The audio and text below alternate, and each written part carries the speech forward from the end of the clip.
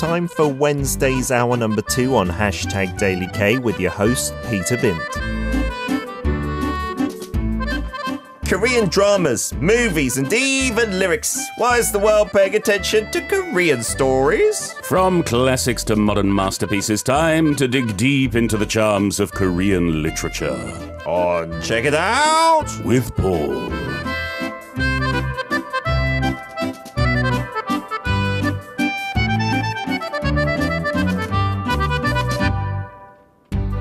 Wednesday is book day. Check meaning book in Korean. Paul reads us Korean literature that's been translated hashtag Ponyok into English. How are we doing, Paul? Oh, good morning, Alex. It's lovely to be...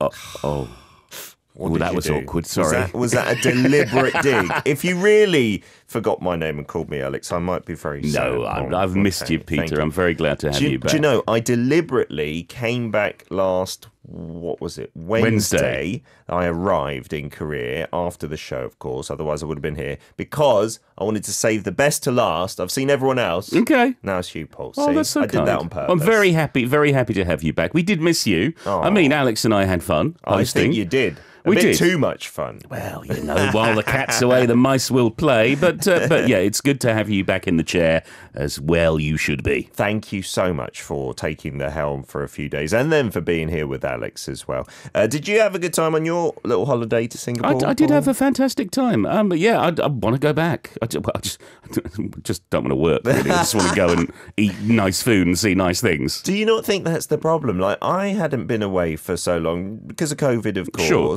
But also I've been back to the UK for like 5.5 years. And then now I've gone back. I want to go back again like now. I didn't have that feeling before I went. No, I don't. I mean, seeing family, yes, but I have no great need to go back to the UK. I would rather go to other places and where there are more interesting things that I haven't seen. Okay, yeah, I felt that way before I went back. That was my plan as well. Don't go back to the UK at all until we move back potentially, like for education. Are you announcing that you're moving? Ladies and gentlemen, you heard it here first. Paul is taking over. No, but now having gone back, and you know, for the kids, especially Ellie, she has no recollection of the UK. Sure. So now she's gone there. She's like, I want to come back every year, Daddy. Oh, good. Like, well, that's good. Bank account's not going to be happy about that. No, but at the same time, it's also part of your kids' heritage. Is that you know, they may have been born in Korea and been living in Korea, but there is a part of them that is very much British, and it's really important that they get to know that part of them, because you never know, one day they may want to go and study there or spend time there. Yeah, so I found that has given me the bug to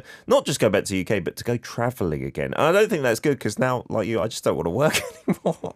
What can we do, Paul? Well, we can have fun together on the radio.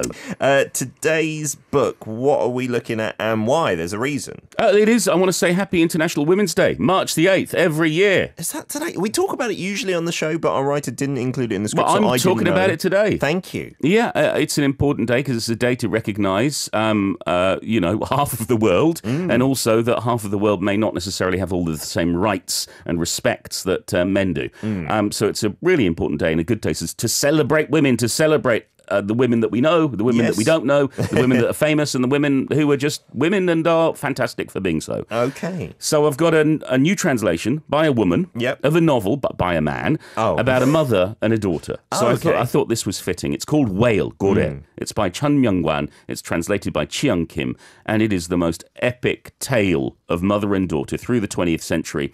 Their fates are intertwined with fire and bricks and curses and whales. Oh, and actual whales. It's not just figurative. Well, you will see. Oh, okie dokie. Cheon Myeong-kwan, we featured one time before? Just once, yes. Back in October 2021, we looked at his novella Homecoming.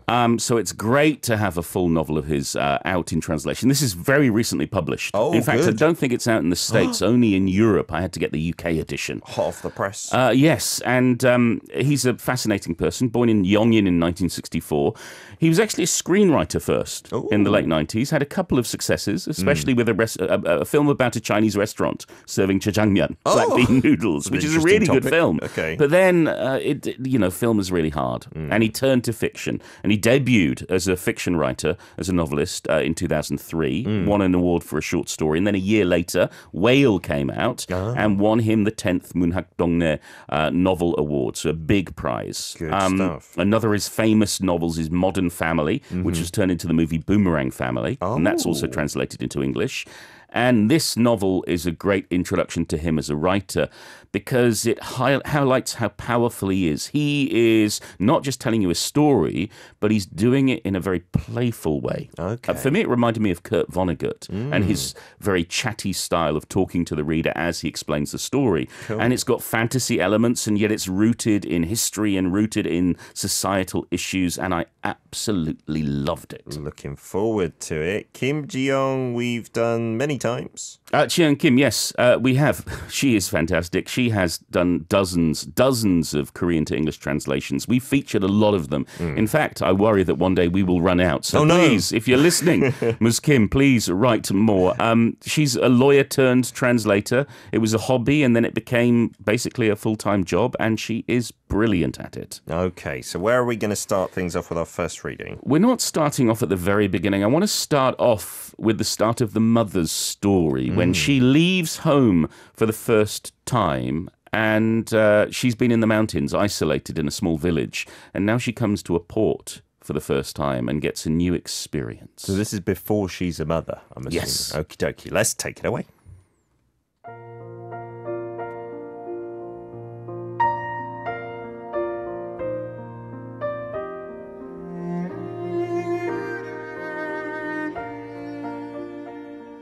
Gumbok was disappointed that the city was smaller than she had pictured. But there were still many more people and much more to see compared to her small mountain village. The fish market stopped her in her tracks first, as she had never known of any other fish other than croaker and dried pollock and mackerel and squid. She was thrilled by the array of new fish and spent a long time looking around the market, paying no mind to her tired feet. It wasn't just fish either. She watched the people, the women who came to buy fish, fishmongers with hoarse voices as they called out to customers, men moving crates of fish. The vitality of the market swept her up. Her heart pounded and her pace picked up as she walked around, pushing through the crowds without realizing she had skipped lunch. She left the market late in the afternoon. And then she saw the ocean. Suddenly the world dropped away and an endless quiet spread out in front of her. Her pulse quickened, and she felt on the verge of tears. She sank onto a rock. Islands jutting out of the water shimmered from far away, looking as though they were floating along the coast. Waves crashed against the rock she was sitting on and became foam. Gulls cried and flew above fishing boats, diving straight down into the water before shooting back out, their beaks holding fish. Her heart gradually calmed, but then her eyes widened and she got up abruptly.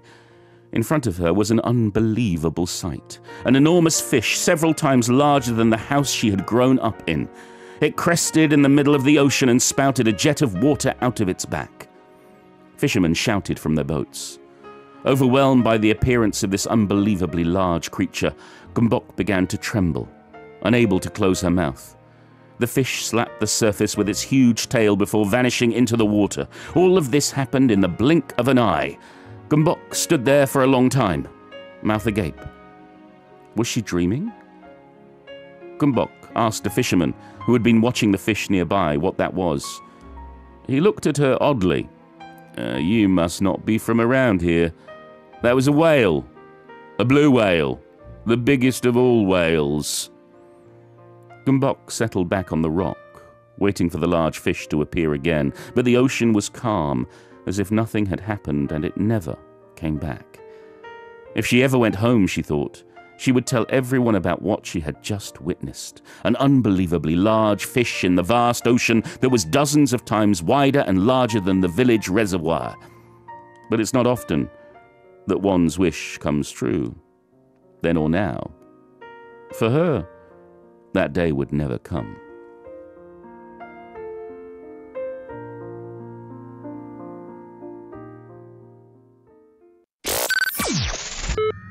Welcome to Arirang Radio. If you are in Jeju, 88.7 in Jeju City. 88.1 in Seogwipo City. 101.9 in the Daejeong area. Arirang Radio.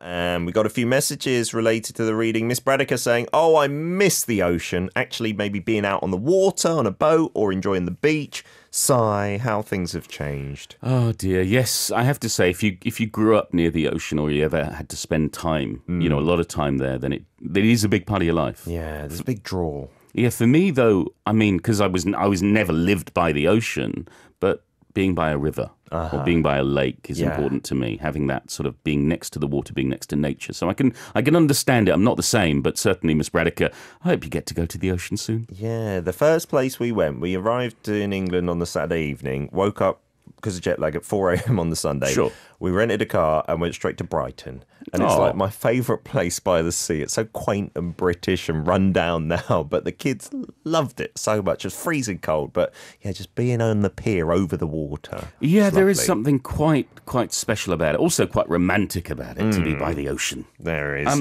romance. Yes, Tiggerish saying, calling a whale a fish is like calling a cactus a vegetable, part of the same genus but not the same thing. I know, Tiggerish, but this is artistic license. I think the reason the author and the translator have done it is that Gumbok doesn't know it's a mammal. So for her, it's a giant fish. Just another fish. But yes, you are absolutely right. A fish. No, it's a mammal.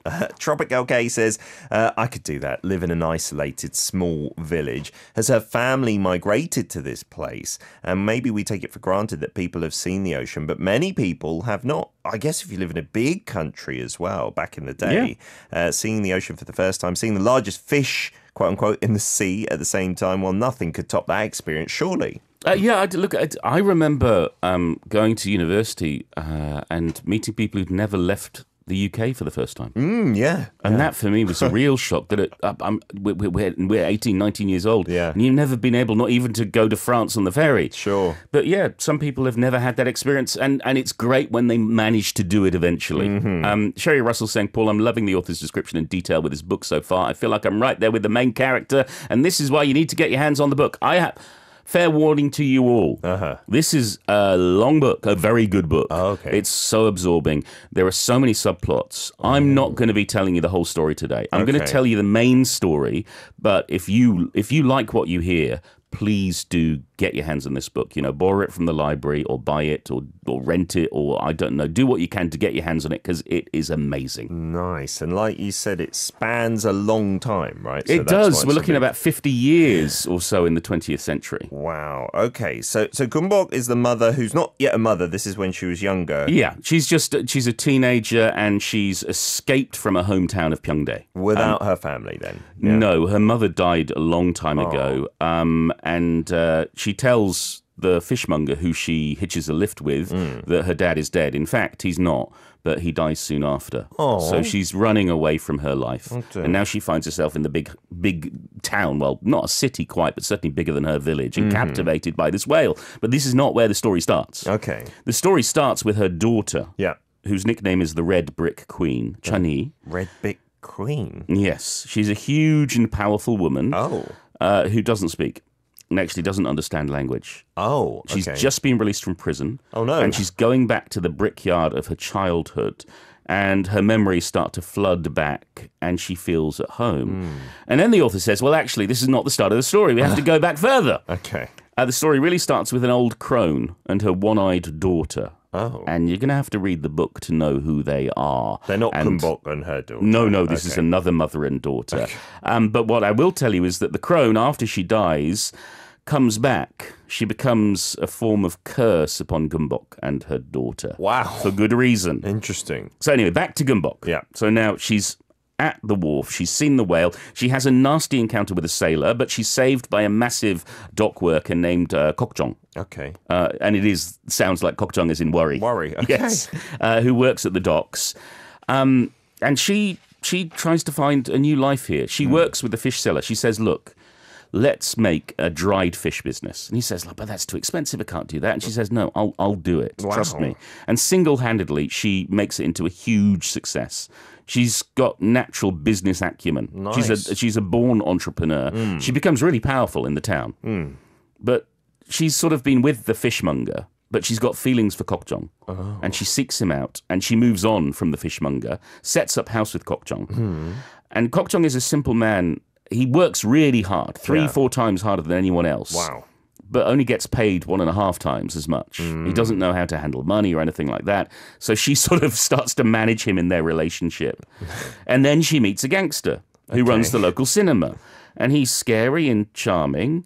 And he invites her, anytime you want, come in and watch the movies. Wow. And she goes in, watches the movies, and she is amazed. She feels blissful to see these people and stories on screen for the very first time. And when it's over, she feels sick, physically sick, because she's lost that feeling. Wow. And she starts to come back again and again. Okay. Meanwhile, the fishmonger, who's lost without her, squanders his profits, loses everything in a typhoon. And Kokjong gets in an accident. Oh, no. They're moving logs at the dock, and there's an accident. The logs roll. He saves other people's lives, but he's severely injured. No. And so Gumbok now has to take care of him. Got no money. He's physically crippled.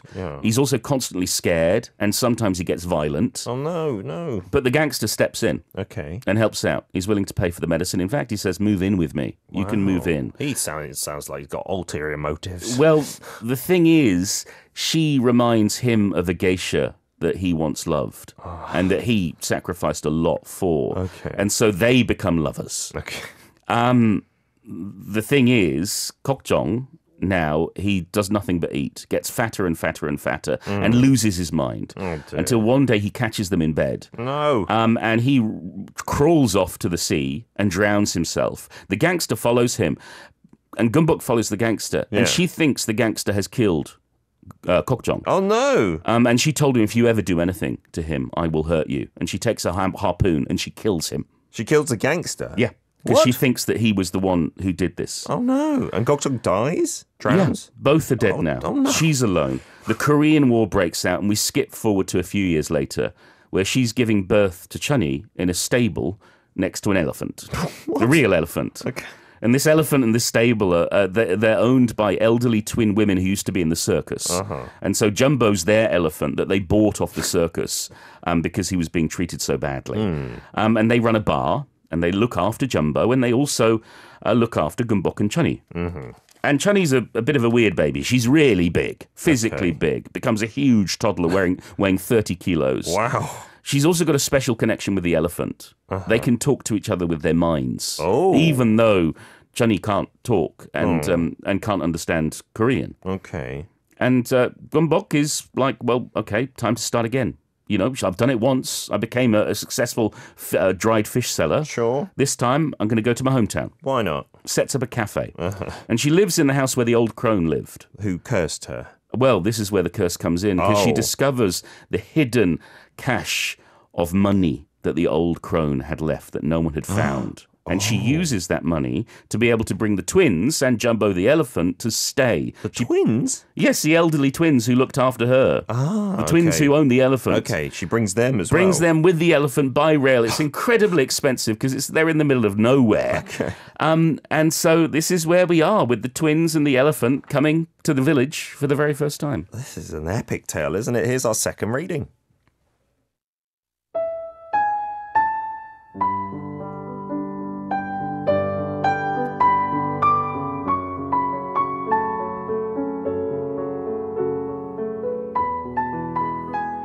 Ever since the train first came to Pyeongdae, people had witnessed things they had never seen before. But the most surprising and amazing sight had to be the arrival of the elephant. The day the twins were to arrive in Pyeongdae, people gathered at the station early, excited to see the largest animal on Earth. Somehow, even those who lived in remote mountain villages nearby had heard the news and left at dawn with picnics, and nimble-footed peddlers selling yacht, cotton candy, popsicles and balloons set up shop around the square. So even before noon, the square in front of the station was crowded with onlookers. That day is said to have drawn the largest crowd since the train station opened, with organisers estimating the crowd to be 1,000 people, while the police estimated 300. Anyway, then as now, people liked to see something for free. As the onlookers grew tired of waiting, a horn sounded from far away. Soon, steam was spotted on the horizon and people began murmuring and got to their feet. The train pulled in and the twins entered the station first, wearing the same pretty navy blue hanbok. People exclaimed and murmured, amazed at how identical they looked even for twins. That was when Gumbok arrived at the station. The twins and Gumbok embraced one another, shedding joyous tears. And when the enormous elephant finally appeared, everyone shouted and clapped. Jumbo had a red cloth on his back, which bore large gold letters, Pyeongdae Cafe, and smaller letters, coffee, ginseng tea, and more. Huge inventory of the latest records, delivery, girls on call, night and day, no tips, no credit. That was, of course, Gumbok's ridiculous attempt to promote her business. Despite the criticism that it was an undignified ad, the promotion was so successful that Pyeongdae Cafe came to be known not only in all of Pyeongdae, but also throughout far-flung villages. From that day on, Jumbo had the new task of strolling around Pyeongdae twice, once in the morning and once in the evening, wearing his regalia. In any case, people pushed through the crowd to see the elephant up close, and the folks who had climbed trees for a better look were so shocked by this odd animal that some of them fell from their perches. Though old, Jumbo still retained his majestic presence and loomed over everyone. His legs thicker than a large man's body, his big, flat ears resembling taro leaves, his feet as big as cauldron lids, his elegant but menacing tusks that soared, and this was what everyone was most curious about. His long, limber trunk. He'd drop into a bucket and then spray water like a fountain toward the hot and sweaty audience. He didn't disappoint.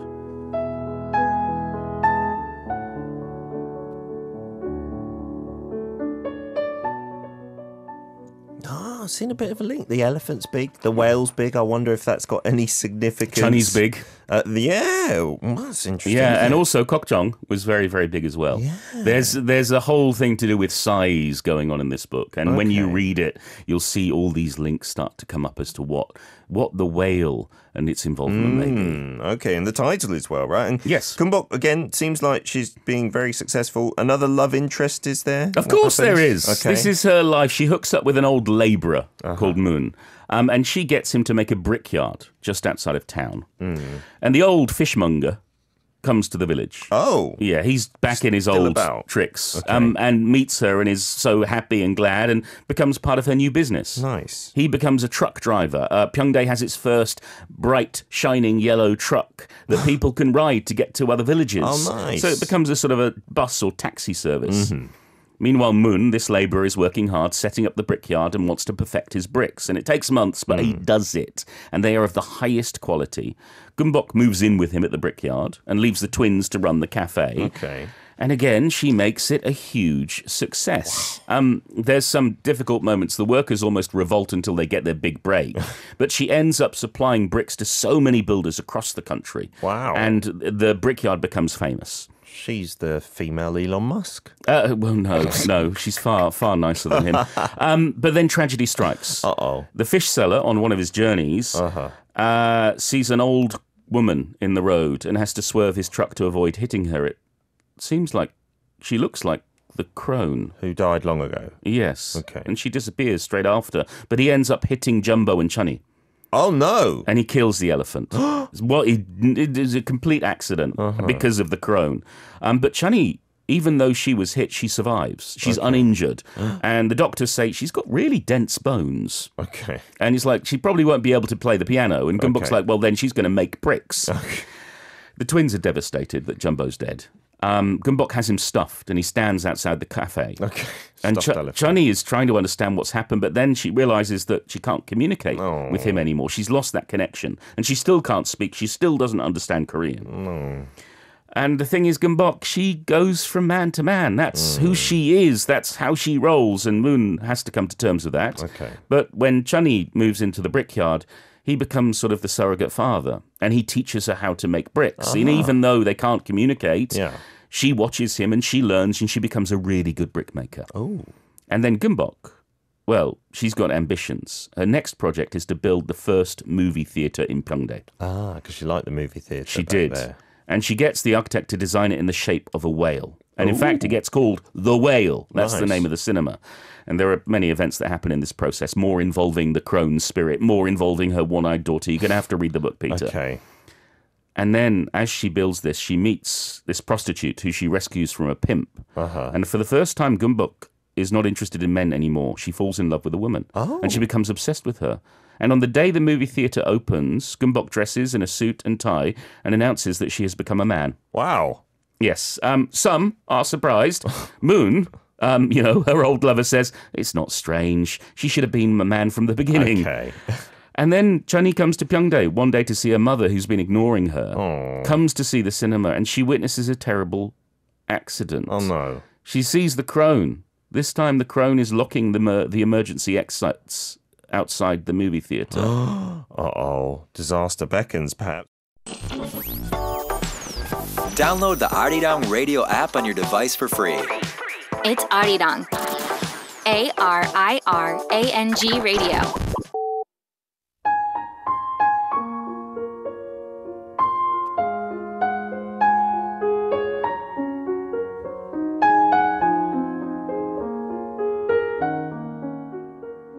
Before the movie started, people sitting around Gumbok smelled something like gasoline.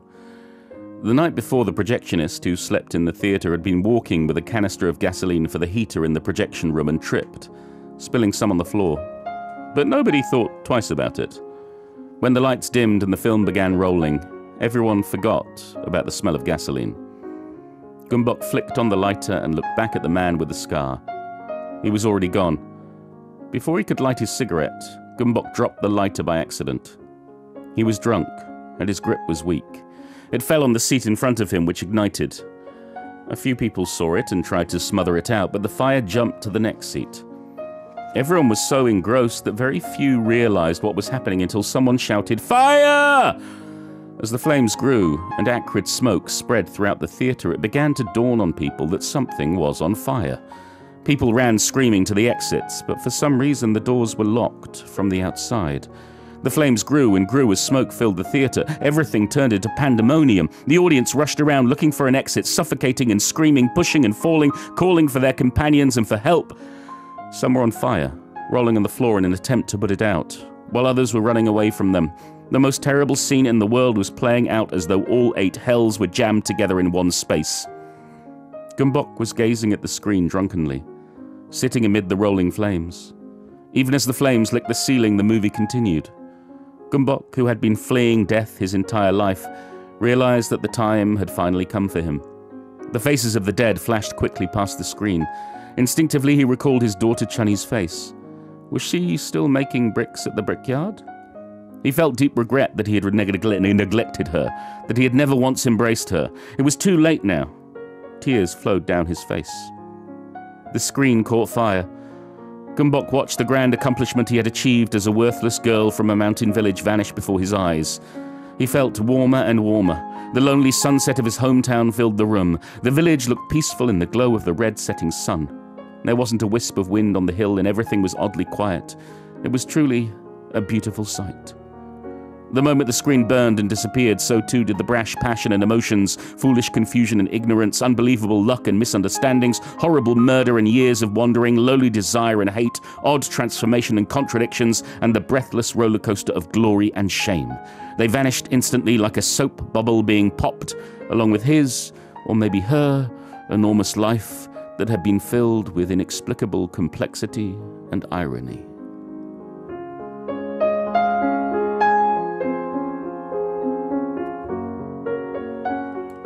So that's the end for Gumbok, I suppose. It is, but it's not the end of the story. I'm going to do the annoying thing I do sometimes. Okay. I'm not going to tell you the end of the book. I'm going to leave the last quarter for you to read. Because Chani's story is not over. Okay. We haven't found out how she got to the brickyard in the first place. And so you're going to have to read the book. I love this. This is one of my favorite books I've read so far this year. Wow. One of my favorite Korean translations. I think if you know Korean history, you get a lot more out of it. Okay. But even if you're not familiar, it's still a brilliant story. It's so rewarding, and I highly recommend it. It's a celebration of the struggle of women in Korea and how so much can be overcome, but also how much things are out of our control. Yeah, it did sound a little helpless at the end. What an interesting tale that was, with the whale and size kind of theme running through it in a way. Yes, and the whale also represents freedom to a certain extent. Think of Woo Young-woo. The extraordinary attorney and what the whale means to her. I think you can find a connection, even though this story was written in 2004. Whales in Korea have a link, a connection of some kind. Oh, okie dokie. As ever, we're going to preview next week's book, I assume. We are. I want to say thanks to LTI Korea for the help with copyright permission for this broadcast. Thank you to Cheon Myeong-kwan for his amazing story and to Cheon Kim for excellent translation. Next week is a brief biography of Yuja by Lee Man-gu, translated by Jamie Chang. A brief biography of Yuja. That will be the book for next week. And that's not actually a brief biography as in like a non-fictional work. You'll find out next week, Peter. I'm not going to spoil it for you now. All right. Thank you, Paul. We will see you again next Wednesday. I'll see you then. Goodbye. You can listen to Check It Out with Paul Matthews on Arirang Radio's #DailyK every Wednesday from 10 a.m. KST.